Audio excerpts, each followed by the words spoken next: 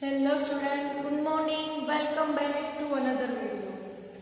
આપણે લાસ્ટ લેક્ચરમાં જોયું હતું કે જે આ HIV જે વાયરસ છે અથવા તો આપણે એને રિટ્રોવાયરસ પણ કહી શકીએ, આ રિટ્રોવાયરસ જ્યારે સામાન્ય વ્યક્તિના શરીરમાં પ્રવેશ કરશે તો ક્યાં પ્રવેશ કરશે? તો આ વાયરસ જે છે એ બૃહદભક્ષક કોષો અથવા તો એનું બીજું નામ છે મેક્રોફેજ, જેના કોષોમાં આ વાયરસ પ્રવેશ કરે છે. ત્યારબાદ જ્યારે બૃહદભક્ષક કોષોમાં પ્રવેશ કરશે વાયરસ, ત્યાં એ સ્વયંજનનની પ્રક્રિયા કરશે, પ્રત્યાંગનની પ્રક્રિયા કરશે, આવી બધી પ્રક્રિયા કરી અને ઘણી બધી સંખ્યામાં mRNA નું નિર્માણ કરશે. અને ત્યારબાદ એ mRNA જે છે એ કોષમાંથી બહાર નીકળી અને અન્ય કોષોમાં જશે અને અન્ય કોષોમાં શું કરશે? કોષો ઉપર હુમલો કરશે અને કોષોનો નાશ કરશે. આવી રીતે ધીમે ધીમે એ બધા કોષોની અંદર પ્રવેશ કરશે આ mRNA. ત્યારબાદ શું થાય છે? તો આપણે લાસ્ટમાં જોયું હતું કે જે આ mRNA જે છે અથવા તો કહીશું કે રિટ્રોવાયરસ જે છે એ ક્યાં પ્રવેશ કરે છે? રુધિરમાં મુક્ત થાય છે. રુધિરમાં મુક્ત થશે તો રુધિરમાં શું આવેલા હશે? લસિકા કોષો. રુધિરમાં શું આવેલા હોય? લસિકા કોષો. હવે આપણને ખબર છે લસિકા કોષો જે છે બે પ્રકારના કોષો ધરાવે છે. બી લસિકા કોષ અને બીજું છે ટી લસિકા કોષ. હવે શું થશે? તો બી લસિકા કોષ જે છે એ પ્રોટીનનું નિર્માણ કરી શકે છે, જ્યારે ટી લસિકા કોષો પ્રોટીન બનાવવામાં બી કોષોને મદદ કરે છે. તો આપણે ટી લસિકા કોષોને મદદ કરતા ટી કોષો કહી શકીએ.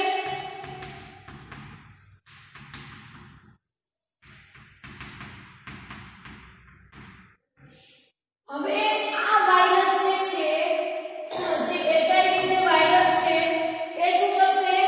આ મદદ કરતા ટી કોષો ઉપર હુમલો કરશે અને આવું એ વારંવાર ચાલુ રાખશે, જેથી શું થશે કે હવે આ મદદ કરતા ટી લસિકા કોષો જે છે એની સંખ્યામાં ઘટાડો થશે. સંખ્યામાં ઘટાડો થશે એટલે હવે લક્ષણો થોડા એવા દેખાવાના શરૂ થશે. આ એઇડ્સ જે છે રોગ, એના લક્ષણો આ ટી લસિકા કોષો મદદ કરતા ટી લસિકા કોષોની સંખ્યામાં ઘટાડો થશે, અથવા તો હજુ એક શબ્દ વાપરવો હોય તો લખી શકીએ તેની ઉણપ સર્જાશે, જેના લીધે હવે થોડા એવા લક્ષણો દેખાવાનું શરૂ થશે, જેમ કે ઝાડા, વારંવાર તાવ અને બીજું છે વજનમાં ઘટાડો થવો. આવા બધા લક્ષણો દેખાવાનું શરૂ થાય છે. ક્યારે થશે? જ્યારે આ HIV જે વાયરસ છે એ વારંવાર મદદ કરતા ટી કોષો ઉપર હુમલો કરશે એટલે હવે આ બધા લક્ષણો દેખાવાનું શરૂ થશે. હવે અન્ય શિકાર શું થશે એ જોઈએ. અહીંયા જોઈએ અન્ય શિકાર શું થશે આપણા શરીરની અંદર. ફર્સ્ટ આપણે જોઈએ કે બી કોષો અને ટી કોષો, એટલે કે જે બી લસિકા કોષો અને ટી લસિકા કોષો જે છે એનું કાર્ય શું છે એ જોઈએ. તો લસિકા કોષોના બે પ્રકાર બી, ટી. બી જે છે એ કોષ પ્રોટીન બનાવવામાં મદદ કરે, પ્રોટીનનું નિર્માણ કરે છે, અને ટી લસિકા કોષો બી લસિકા કોષોને પ્રોટીન બનાવવામાં મદદ કરે છે. હવે પ્રોટીનનું સૈન્ય સર્જાશે, જેને આપણે એન્ટીબોડી કહીએ છીએ, અને આ એન્ટીબોડીનું કાર્ય શું છે?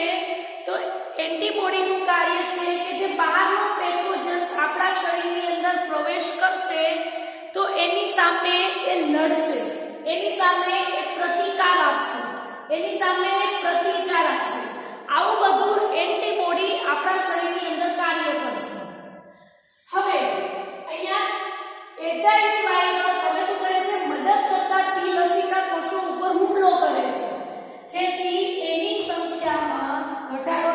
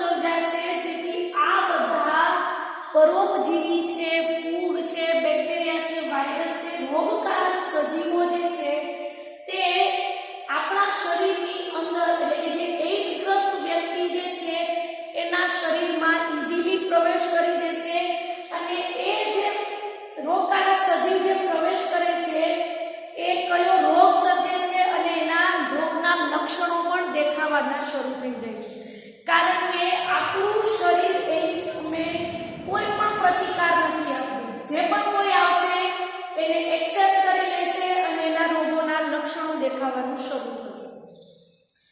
માત્ર આપણે હવે એ જોવાનું છે કે આપણને એઇડ્સ થયો છે કે નથી થયો, એ આપણે કઈ કસોટી દ્વારા જાણી શકીએ. જેમ કે આપણે ટાઇફોઇડ રોગ ભણ્યા હતા, એમાં હતું કે વિડાલ ટેસ્ટ દ્વારા આપણને ટાઇફોઇડ થયો છે કે નથી થયો એ જાણી શકીએ છીએ. તો આ એઇડ્સ રોગ જે છે, એઇડ્સ રોગ જાણવા માટે કઈ કસોટી છે, તો એનું નામ છે એલિઝા. આ એમસીક્યુ માં ભૂલાય નહીં. કઈ ટેસ્ટ છે? એલિઝા. આપણે પૂરું નામ જોઈએ. ઈનો મતલબ થાય એન્ઝાઇમ. એન્ઝાઇમ. એલ નો મતલબ થાય લિંક. લિંક. આઈ નો મતલબ થાય ઇમ્યુનિટી, અથવા તો આપણે ઇમ્યુન પણ કહી શકીએ. એસ નો મતલબ થાય સોર્બન્ટ અને એનો મતલબ થાય એસિડ. આનું પૂરું નામ અને એઇડ્સ રોગ માટે કઈ નિદાન કસોટી છે એનું નામ પણ ભૂલાવવું ના જોઈએ. અને ટાઇફોઇડની નિદાન કસોટી અને એઇડ્સના નિદાન કસોટી વચ્ચે પણ કન્ફ્યુઝ ના થવાય એ પણ ધ્યાન રાખજો. ટાઇફોઇડ માટે વિડાલ કસોટી, એઇડ્સ માટે એલિઝા, જેનું પૂરું નામ છે એન્ઝાઇમ લિંક ઇમ્યુન સોર્બન્ટ એસિડ. આ કસોટી દ્વારા આપણને એઇડ્સ થયો છે કે નથી થયો એ જાણી શકીએ છીએ. હવે આપણે જોવાનું છે કે આ રોગનો ઉપચાર શું છે. શું જોવાનું છે? ઉપચાર. પહેલા તો આ એઇડ્સ રોગ એવો છે કે હજુ સુધી એની કોઈ રસી શોધાઈ નથી. આ રોગમાં જે ઉપચાર તરીકે એન્ટીરિટ્રોવાયરસ આપવામાં આવે છે, અને આ એન્ટીરિટ્રોવાયરસ કોઈ પરમેનન્ટલી ઉપચાર નથી આપતો. એ માત્ર જે અત્યારનું જે આપણે કહી શકીએ કે સંભવિત મૃત્યુ જે છે એને ટાળી શકાય છે. પણ આ જે એજ જે વ્યક્તિને થયો હોય રોગ, એનું મૃત્યુ અનિવાર્ય છે. કારણ કે હજુ સુધી આ રોગની કોઈ જ રસી શોધવામાં આવી નથી. તો થોડો એવો ટેમ્પરરી ઉપચાર હોય તો એનું નામ છે એન્ટીરિટ્રોવાયરસ.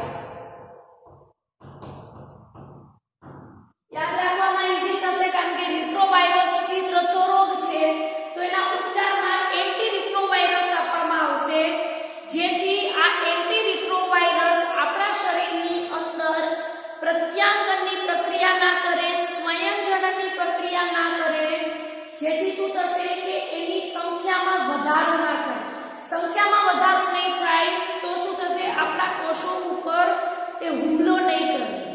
પણ આ એન્ટીરિટ્રોવાયરસ મેં શું કીધું? ટેમ્પરરી છે, સંભવિત મૃત્યુને ટાળવા માટે છે, પણ એનો કોઈ પરમેનન્ટ ઈલાજ નથી. જે વ્યક્તિને એઇડ્સ થયો હોય એનું મૃત્યુ અનિવાર્ય જ છે. તમને એવો ક્વેશ્ચન થશે કે 1981 નો આ એઇડ્સ રોગ આવ્યો છે, હજુ સુધી વૈજ્ઞાનિકો રસી નથી શોધી શક્યા. એનું કારણ એ છે, હજુ રિસર્ચ થાય છે એઇડ્સની રસી શોધવાનું, પણ હજુ ન મળવાનું કારણ એ છે, આપણે માત્ર જાણવા માટે છે, કોઈ ટેક્સ્ટ બુકમાં આનો પાર્ટ નથી. આપણે એચઆઈવી નું સ્ટ્રક્ચર જોયું, જેમાં આપણે અહીંયા રફ ડ્રો કરીએ. આ આરએનએ છે, આ શું છે? ઉત્સેચક.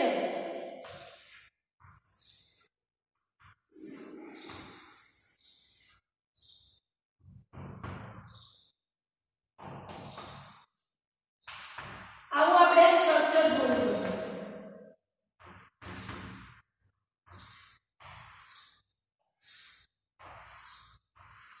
જેમાંથી આ તમને જે ઉપરવાળો આજે દેખાય છે એને શું કહેવાય છે? ગ્લાયકોપ્રોટીન. હવે અત્યાર સુધી આ એઇડ્સની રસી ન શોધાવાનું કારણ એ છે કે આ જે ગ્લાયકોપ્રોટીન જે છે, જે આ વાયરસનું સ્ટ્રક્ચરમાં જે ગ્લાયકોપ્રોટીન આવેલા છે, એ શું હોય છે કે એ પોતાનું સ્થાન નક્કી નથી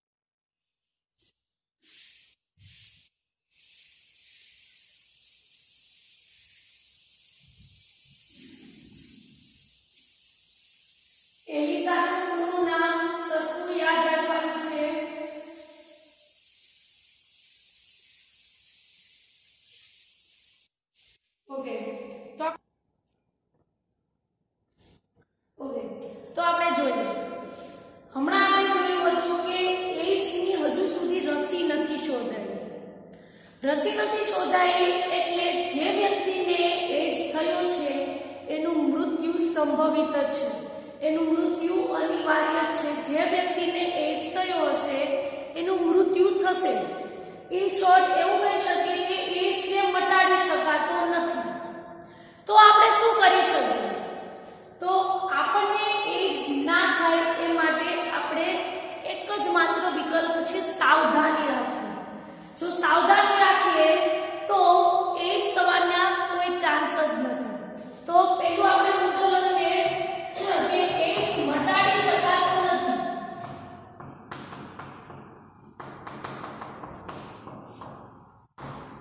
તો એના માટે એક જ વિકલ્પ છે સાવધાની રાખવી. હવે ફરી તમને એવો ક્વેશ્ચન થશે સાવધાની કેવી રીતે રાખવી? તો આપણે પહેલા જે ચેપી રોગો ભણ્યા છે એ યાદ કરીએ. એમાં શું સાવધાની રાખવાની આવતી હતી કે જેમ કે ન્યુમોનિયા અને શરદી રોગ છે, તો જે વ્યક્તિને ન્યુમોનિયા અને જે વ્યક્તિને શરદી થઈ હોય આપણે એને સ્પર્શ ના કરીએ, એની વસ્તુઓ ના વાપરીએ, એના ભૌતિક સંપર્કમાં ના આવીએ તો આપણને એ રોગ નથી થતો. અન્ય રોગ જોઈએ જેમ કે ટાઇફોઇડ છે, આ બધા રોગનું રોગવાહક દ્વારા થાય છે. પણ આ રોગનો ફેલાવો તો તદ્દન અલગ જ છે. કેવો અલગ છે? કારણ કે આ રોગ જે ચેપગ્રસ્ત વ્યક્તિ સાથે જાતીય સંબંધ રાખવાથી ચેપગ્રસ્ત વ્યક્તિનું રુધિર આપણા રુધિરના સંપર્કમાં આવે ત્યારે જ થાય છે. તો એવી બધી આપણે સાવધાની નથી રાખવાની કે એ એડ્સગ્રસ્ત વ્યક્તિના આપણે સંપર્કમાં ના આવીએ, એની વસ્તુઓ ના વાપરીએ, એવું કોઈ કરવાની જરૂર જ નથી. શું કામ? કારણ કે એડ્સ આવી રીતે ફેલાતો જ નથી. તો આપણે એને અટકાવી કેવી રીતે શકીએ જોઈએ. તો હવે આપણે અહીંયા જોયું કે એચઆઈવી નો ફેલાવો જે છે એ આપણા સભાન વર્તનથી થાય છે. નહીં કે જેવી રીતે ન્યુમોનિયા ફેલાય છે, જેવી રીતે શરદી ફેલાય છે, જેવી રીતે ટાઇફોઇડ ફેલાય છે, એવી રીતે એડ્સ ફેલાતો જ નથી. તો આપણે જોઈએ આપણે ધ્યાન શું રાખી શકીએ, એને અટકાવી કેવી રીતે શકીએ?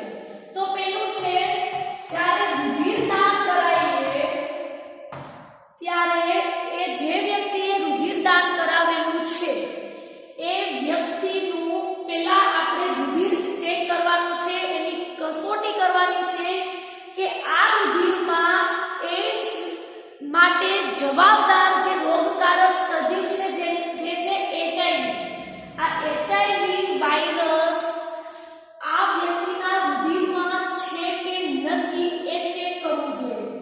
જો ચેક કરવામાં આવશે ને પછી એ રુધિર અન્ય વ્યક્તિને આપવામાં આવશે તો એડ્સ નો ફેલાવો થતો જ નથી. એડ્સ આવી રીતે અટકાવી શકાય છે. હવે જો આ રુધિર જે છે કોઈ વ્યક્તિએ ડોનેટ કર્યું અને એ વ્યક્તિને એડ્સ છે, હવે એ જે વ્યક્તિએ રુધિર એને કોઈ વ્યક્તિને આપ્યું છે એ રુધિર કોઈ પણ આપણે એનો ટેસ્ટ ના કરાવીએ, ડાયરેક્ટ કોઈ અન્ય વ્યક્તિઓમાં એ ડોનેટ કરી દઈએ તો શું થશે કે રોગનો ફેલાવો થવા મળશે. પણ એ રુધિર આપણે અન્ય વ્યક્તિઓમાં જ્યારે સ્થળાંતરણ કરીએ એ પહેલા જ એ રુધિરનો આપણે રિપોર્ટ કરી લઈએ કે એમાં એચઆઈવીના વાયરસ છે કે નથી, તો આપણે આવી રીતે અટકાવી શકીએ છીએ.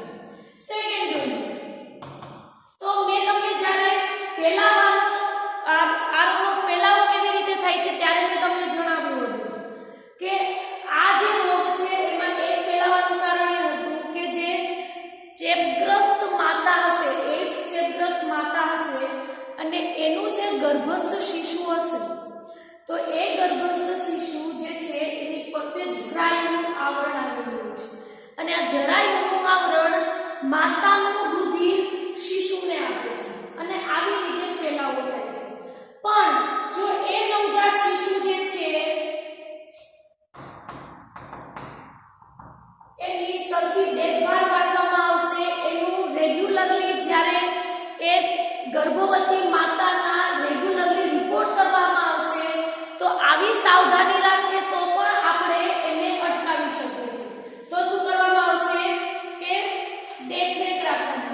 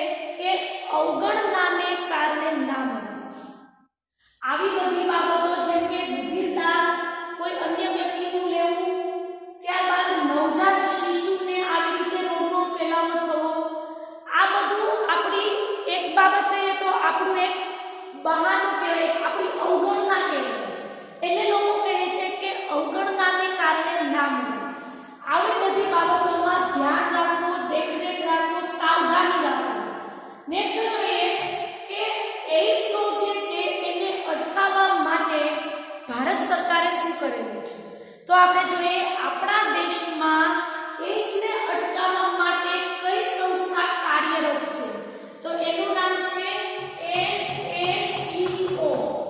પૂરું નામ MCQ માટે યાદ રાખવાનું છે. એનો મતલબ થાય નેશનલ, એનો મતલબ થાય એડ્સ. સી નું પૂરું નામ છે કંટ્રોલ અને ઓ નું પૂરું નામ છે ઓર્ગેનાઇઝેશન.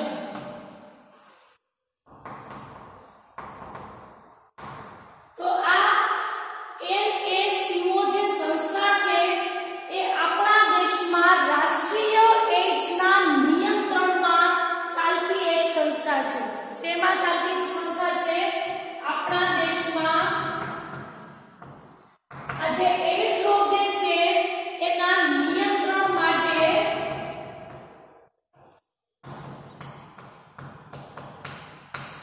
ચાલતી સંસ્થા છે.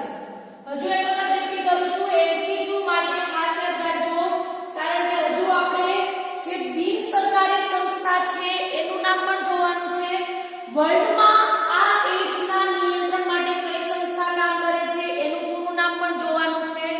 એટલે બધા વચ્ચે કન્ફ્યુઝન ના થાય. પહેલા તો આપણા દેશની વાત કરીએ કે ભારત દેશમાં આ એડ્સને અટકાવવા માટે એનું નિયંત્રણ કરવા માટે કઈ સંસ્થા કાર્યરત છે તો એનો આન્સર છે NACO. એનું પૂરું નામ થાય નેશનલ, એનું પૂરું નામ થાય એડ્સ, સી નું પૂરું નામ કંટ્રોલ અને ઓ નું ઓર્ગેનાઇઝેશન. નેક્સ્ટ જોઈએ કે અન્ય બિન સરકારી સંસ્થા. આપણે ભારતની વાત કરી, જે ગવર્નમેન્ટ છે, આ NACO જે છે એ ગવર્નમેન્ટ સંસ્થા છે અને આ સરકારી સંસ્થા એડ્સને નિયંત્રણ માટે આ સંસ્થા કાર્યરત કરે છે. નેક્સ્ટ જોવાનું છે અન્ય આપણે બિન સરકારી સંસ્થા. અહીંયા બિન લગતા વચ્ચે ભૂલી ગઈ. અન્ય બિન સરકારી સંસ્થા જેનું નામ છે તમે પણ સાંભળ્યું હશે NGO. NGO નો મતલબ જ થાય છે અહીંયા શું છે બિન સરકારી, મતલબ કે non governmental organisation. Non governmental organisation. Next આપણે જોઈએ કે વિશ્વમાં આ રોગને અટકાવવા માટે કઈ સંસ્થા કાર્ય કરે છે વિશ્વમાં. તો આ તમે પણ નામ સાંભળ્યું હશે WHO, જેનું W નું પૂરું નામ છે વર્લ્ડ, H નું પૂરું નામ છે હેલ્થ અને O નું પૂરું નામ છે ઓર્ગેનાઇઝેશન. આ બધી ત્રણ જે સંસ્થા છે NACO, બિન સરકારી સંસ્થા NGO અને વિશ્વની સંસ્થા WHO. આ ત્રણ સંસ્થાનો મેઇન પર્પસ એ છે કે એડ્સને કેવી રીતે અટકાવવું, એડ્સનું નિયંત્રણ કેવી રીતે કરવું અને એડ્સને અટકાવવા માટે આ ત્રણ સંસ્થા સંખ્યાબંધ જેટલા કાર્યક્રમો કરે છે. લોકોને અવેરનેસ કરે છે કે કેવી રીતે આપણે એડ્સને ફેલાવતો અટકાવી શકીએ છીએ. કારણ કે અવેર કરે છે કે કઈ રીતે આ રોગ ફેલાય છે, આપણે એને કેવી રીતે અટકાવી શકીએ છીએ. એ માટે આ જે સંસ્થા છે એ સંખ્યાબંધ કાર્યક્રમો કરે છે અને લોકોને એડ્સ કેવી રીતે અટકાવો એની બધી સૂચનાઓ આપે છે. બીજું આપણે શું કરી શકીએ, એને અટકાવવા માટે સંસ્થાઓ તો કાર્ય કરે છે કે આ રોગને કેવી રીતે અટકાવવો, પણ હજુ અટકાવવા માટે હજુ શું કરી શકાય? તો પહેલા તો છે નિરોધનું મફત વિતરણ.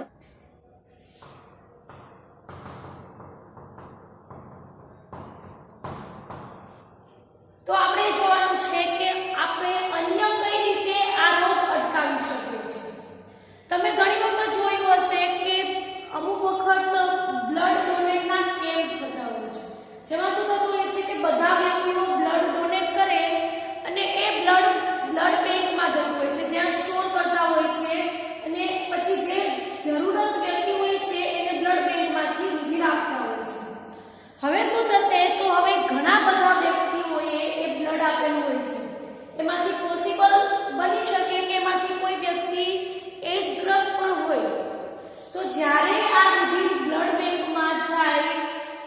બધા જ બ્લડને એચઆઈવી મુક્ત કરવું જોઈએ, મતલબ કે રિપોર્ટ કરવો જોઈએ અને ચેક કરવું જોઈએ કે આ બ્લડમાં એચઆઈવીના વાયરસ છે કે નથી. તો શું કરવું જોઈએ? પહેલું ઉપાય છે બ્લડ બેંકમાં રુધિર એચઆઈવી મુક્ત કરવું.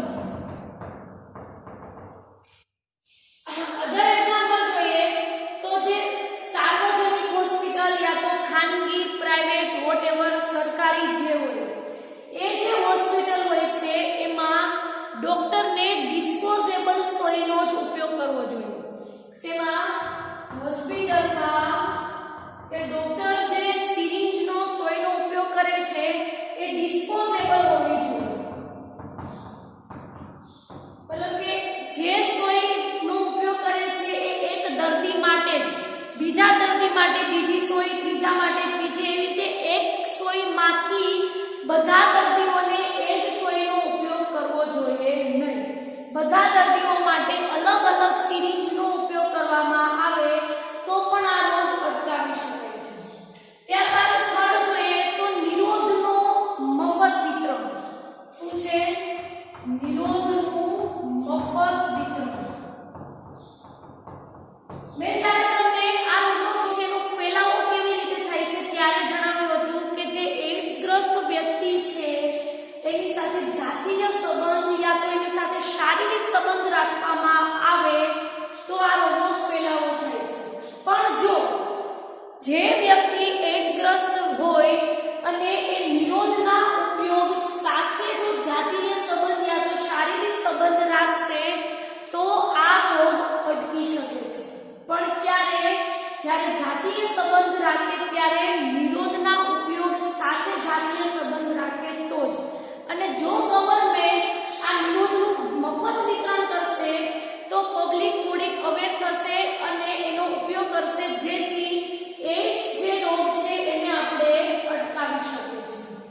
ત્યારબાદ આપણે નેક્સ્ટ જોઈએ નિરોધના ઉપયોગ પછી નશાકારક પદાર્થોનો દુરુપયોગ પર નિયંત્રણ. નશાકારક પદાર્થોના દુરુપયોગ પર નિયંત્રણ. અહીંયા શું કહેવા માંગે છે? નશાકારક પદાર્થો મેં જ્યારે હજુ યાદ કરો એક વખત ફેલાવો કેવી રીતે થાય છે ત્યારે કીધું હતું. તમે મૂવીમાં પણ જોયું હશે કે જે ડ્રગ્સ હોય છે એ સિરિંજ દ્વારા લેવાય છે. હવે એક સાથે 4-5 વ્યક્તિઓ બેઠા છે ફ્રેન્ડ્સ અને એ લોકો ડ્રગ્સ લે છે. થશે શું? તો હવે જે વ્યક્તિ સિરિંજ દ્વારા ડ્રગ્સ લે છે એમાંનો એક વ્યક્તિને જો એડ્સ હશે તો શું થશે? હવે એ જ સિરિંજનો ઉપયોગ અન્ય એના બધા જ ફ્રેન્ડ વાપરશે. તો હવે જે વ્યક્તિ એડ્સગ્રસ્ત છે એને જે સિરિંજનો ઉપયોગ કર્યો અને એ જ સિરિંજનો બધા ઉપયોગ કરશે તો શું થશે? એ બધા જ વ્યક્તિને એડ્સ થશે. તો એટલા માટે જે નશાકારક પદાર્થનો જે દુરુપયોગ છે એના ઉપર જો નિયંત્રણ કરવામાં આવે તો આપણે આ રોગને અટકાવી શકીએ છીએ. ત્યારબાદ સુરક્ષિત યોગ સંબંધની હિમાયત કરવી.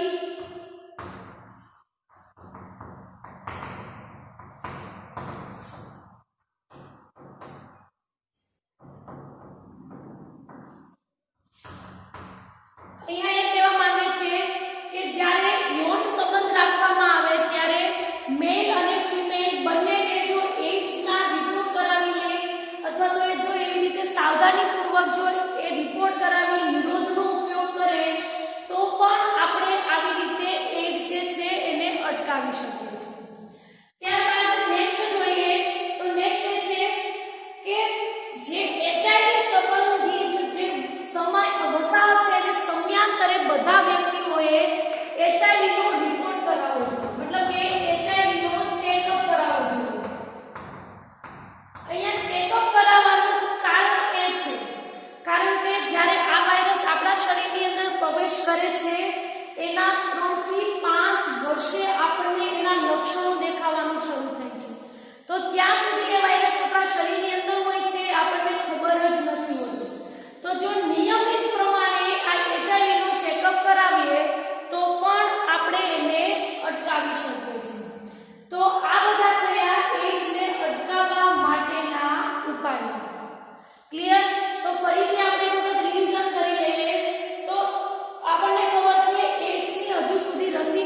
શોધાય એને મટાડી શકાતો નથી.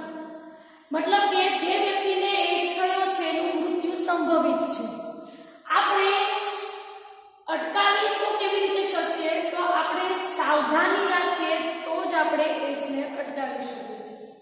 નેક્સ્ટ આપણે જોવાનું છે કે આ બધી જે સંસ્થા છે આપણી ભારત સરકાર, જે બિન સરકારી સંસ્થા અને જે વિશ્વની જે સંસ્થાઓ અમુક છે કે જે એડ્સને અટકાવવા માટેના સંખ્યાબંધ કાર્યક્રમો યોજે છે. કઈ કઈ સંસ્થા જોઈએ તો ભારત માટેની છે NSCO, national AIDS control organisation, જે આપણા દેશમાં એડ્સના નિયંત્રણ માટે કાર્યરત છે. અન્ય બિન સરકારી સંસ્થા NGO, નોન ગવર્નમેન્ટલ ઓર્ગેનાઇઝેશન. અહીંયા એ આપણી દેશમાં NGO એસ આપેલું છે, જેથી અહીંયા ઓર્ગેનાઇઝેશન્સ એવો વર્ડ આવે છે. વિશ્વમાં વર્લ્ડ હેલ્થ ઓર્ગેનાઇઝેશન. MCQ માં આવી શકે કે નીચેના પૈકી કઈ સંસ્થા એડ્સ રોગના અટકાવવા માટે કાર્યરત નથી યા તો કાર્યરત છે? એવો આન્સર આવે તો શું કરવાનું છે? NSCO, NGO અને WHO આ ત્રણ સંસ્થા કાર્ય કરે છે. યા તો એવી રીતે પૂછી શકે નીચેના પૈકી કઈ સંસ્થા ભારત સરકાર જે છે ભારત સરકારની છે અને એડ્સના અટકાવવા માટેનું નિયંત્રણ કરે છે? તો એનો આન્સર આવશે NSCO. યા તો એવી રીતે આવી શકે નીચેના પૈકી કઈ બિન સરકારી સંસ્થા છે જે એડ્સને અટકાવવા પર નિયંત્રણ કરે છે? તો NGO. આવી રીતે ક્વેશ્ચન પૂછાઈ શકે. અન્ય અટકાવવાના ઉપાયો આપણે જોઈએ તો બ્લડ બેંકમાં રુધિરને HIV મુક્ત કરવું, હોસ્પિટલમાં ડિસ્પોઝેબલ સોયનો ઉપયોગ કરવો યા તો સિરિંજનો ઉપયોગ કરવો, નિરોધનું મફત વિતરણ, નશાકારક પદાર્થનો દુરુપયોગ પર નિયંત્રણ અને સુરક્ષિત યૌવનારંભની હિમાયત કરવી અને HIV નો રેગ્યુલરલી ચેકઅપ. આ બધા દ્વારા આપણે આ રોગને અટકાવી શકીએ છીએ. હવે આપણે નોર્મલી આપણા સમાજની વાત કરીએ તો આપણા સમાજને હજુ એ નથી ખબર કે આ રોગનો ફેલાવો કેવી રીતે થાય છે. મોસ્ટલી એ લોકો એવું સમજતા હોય છે કે જે એડ્સગ્રસ્ત વ્યક્તિ છે એને આપણે સ્પર્શ કરીએ યા તો એની વસ્તુઓ વાપરીએ તો આપણને એ રોગ ફેલાય છે, જેના લીધે જે એડ્સગ્રસ્ત વ્યક્તિ હોય છે એ અન્ય લોકોને જણાવતા પણ નથી કે મને એડ્સ છે. શું કામ? કારણ કે અન્ય લોકો એને એવી નજરથી જોવે છે જાણે કે કોઈ ગુનો કર્યો. તો આવી બધી જે અવેરનેસ રાખે તો એડ્સ ફેલાતો જ નથી. એટલા માટે આપણા સમાજમાં મોટા ભાગે બધા વ્યક્તિઓને એવું છે કે એડ્સનો ફેલાવો એને સ્પર્શ કરવાથી, એની વસ્તુઓ વાપરવાથી થતો હોય છે, જેથી જે એડ્સગ્રસ્ત વ્યક્તિ છે એને એક અલગ નજરથી ન જોવે છે, એની સાથે અલગ જ વર્તણૂક કરે છે. તો આવી બધી જે તો હવે જોઈએ કે એડ્સ જે રોગ છે એનો ચેપ હોવો એ કોઈ છુપાવવા જેવી વાત નથી. પણ આપણા સમાજમાં શું થતું હોય છે કે જે એડ્સગ્રસ્ત વ્યક્તિ છે એને કંઈક અલગ નજરથી જોવે છે, એની સાથે અલગ વર્તણૂક કરે છે. કારણ કે હજુ ઘણા વ્યક્તિઓને એ જ નથી ખબર કે આ રોગનો ફેલાવો કેવી રીતે થાય છે. એ લોકોના મગજમાં એવું છે કે આ એડ્સ રોગ જે છે એ એડ્સગ્રસ્ત વ્યક્તિને સ્પર્શ કરવાની યા તો એની સાથે ભૌતિક સંપર્કમાં આવવાથી આ રોગનો ફેલાવો થાય છે. જેથી શું થતું હોય છે કે એ એડ્સગ્રસ્ત વ્યક્તિ સાથે અલગ જ વર્તણૂક કરે છે, એની સાથે અલગ જ બિહેવિયર કરે છે. એટલા માટે જે એડ્સગ્રસ્ત જે વ્યક્તિ હોય છે એ અન્ય વ્યક્તિઓથી આ રોગ થયો છે એવું છુપાવે છે. અને છુપાવવાથી શું થશે કે આ જે રોગ છે તે અન્ય વ્યક્તિઓમાં ફેલાઈ શકે છે. તો આવા બધા કારણો અત્યારે આપણા સમાજમાં થતા હોય છે. તો એટલા માટે ખાસ એ જાણવું જરૂરી છે કે આ રોગનો ફેલાવો કેવી રીતે થાય છે અને આ રોગને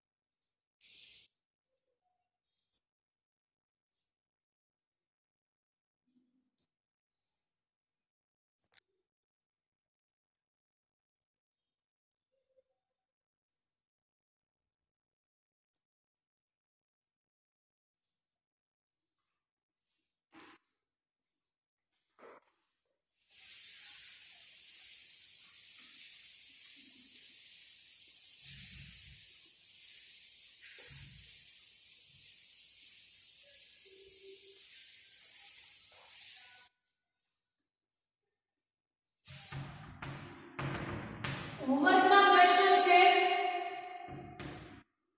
એડ્સને અટકાવવાના ઉપાયો.